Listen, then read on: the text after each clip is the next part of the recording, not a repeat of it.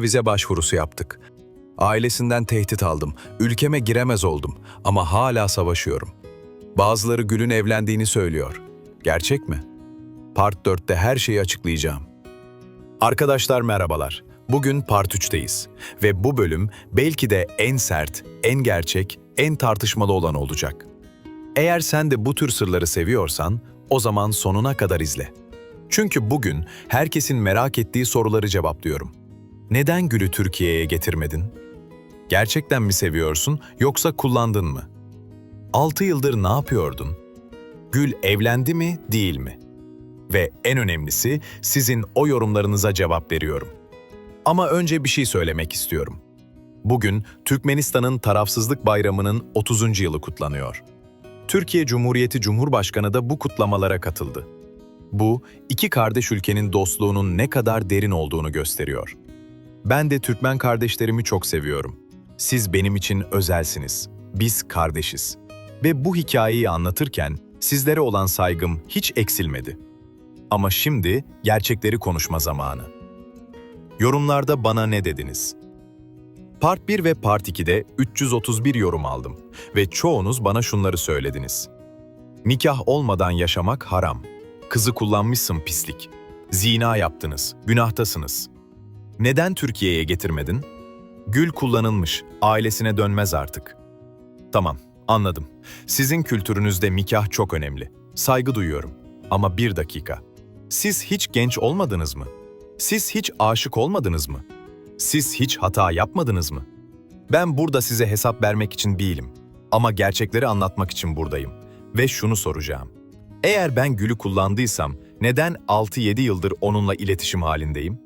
Eğer ben onu bıraktıysam, neden hala ona maddi destek gönderiyorum? Eğer ben kötü bir insansam, neden o hala benimle konuşuyor? Gül'ü Türkiye'ye getiremedim. Ama neden? İşte herkesin merak ettiği soru bu. Neden getirmedin diyorsunuz? Peki dinleyin bakalım. Getirmeye çalışmadığımı kim söyledi? 1. Eğitim vizesi imkansız. Gül'ün ortaokul diploması bile yoktu. Türkiye'ye eğitim vizesi için en az lise diploması gerekiyor. Bu yüzden eğitim vizesi denemedik bile. İmkansız. 6-7 yıl boyunca her 4-5 ayda bir Türkiye konsolosluğuna başvurduk. Turist vizesi. Ne oldu biliyor musunuz?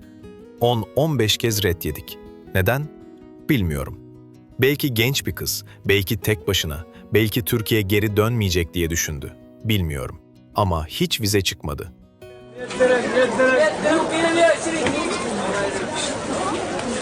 Her seferinde umut ediyorduk. Her seferinde kırıldık. Sonra dedik ki, belki Özbekistan'dan deneyelim. Çünkü Özbekistan'a Gül daha kolay gidebiliyordu. Plan şuydu. Gül Özbekistan'a gidecek. Orada 10-15 gün kalacak, oradan Türkiye vizesi başvurusu yapacak. Belki Taşkent'ten vize çıkar.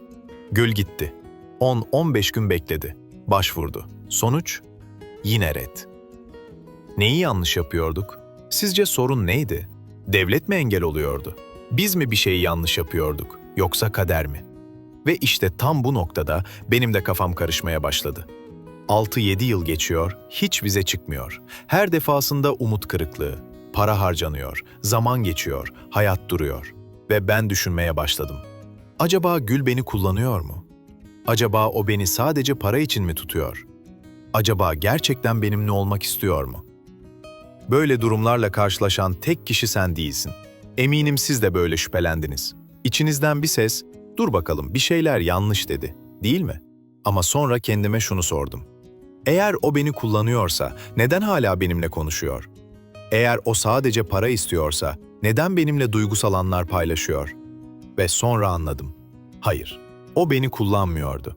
O da bu sistemle savaşıyordu. Bir de ailesinden baskı vardı. Gül'ün ailesi, özellikle babası ve erkek kardeşleri beni hiç onaylamadılar.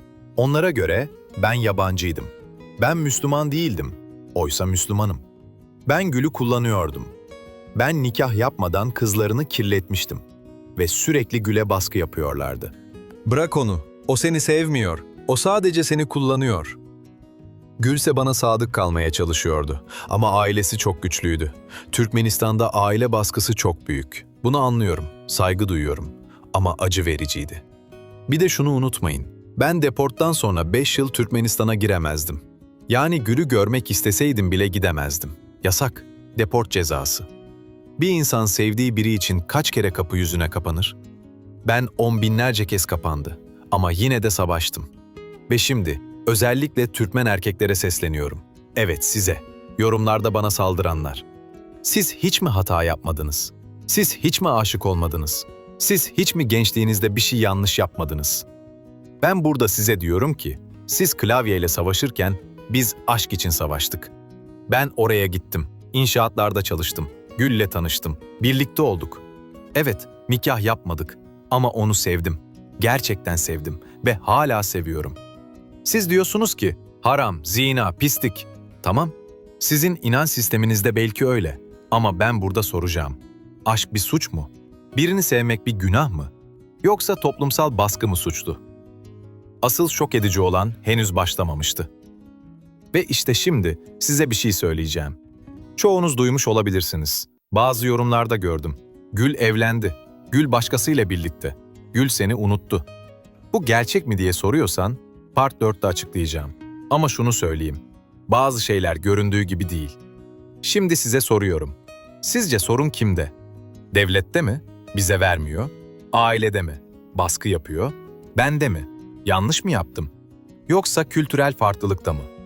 Bu kadar engel aşktan değerli mi? Ben 6-7 yıl savaştım. 10-15 kez vize başvurusu yaptım. Özbekistan'a gönderdim, para harcadım, umut ettim, kırıldım, yine denedim. Ben mi salaklık yapıyorum yoksa gerçekten sevgi için savaşmak mı doğru? Siz olsanız ne yapardınız? Vazgeçer miydiniz? Yoksa savaşmaya devam eder miydiniz? Ve şimdi size bir şey söyleyeceğim. Part 4'te her şeyi açıklayacağım. Gül evlendi mi, evlenmedi mi? Gül şu an nerede? Ben ne yapacağım? Belki ben oraya gitmek zorunda kalacağım. Belki o beni çağıracak. Her şey Part 4'te.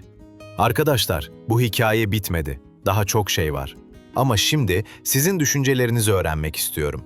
Yorumlarda bana şunu söyleyin. Sizce Gül beni kullandı mı? Sizce ben doğru mu yaptım, yanlış mı? Sizce vize sorunu kimde? Devlette mi, bizde mi? Sizce ben daha ne yapabilirdim? Sizce Gül gerçekten evlendi mi? Ve en önemlisi, siz olsanız 6-7 yıl savaşır mıydınız yoksa vazgeçer miydiniz? Bu hikaye sadece benim değil. Bu aşk için savaşan herkesin hikayesi.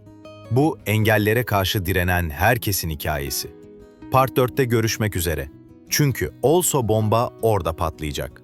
Türkmen kardeşlerime sevgilerimde. Biz hep kardeş kalacağız. Yorumlarınızı bekliyorum. Part 4'ü kaçırmayın. Çünkü orada kimsenin tahmin etmediği gerçekler ortaya çıkacak.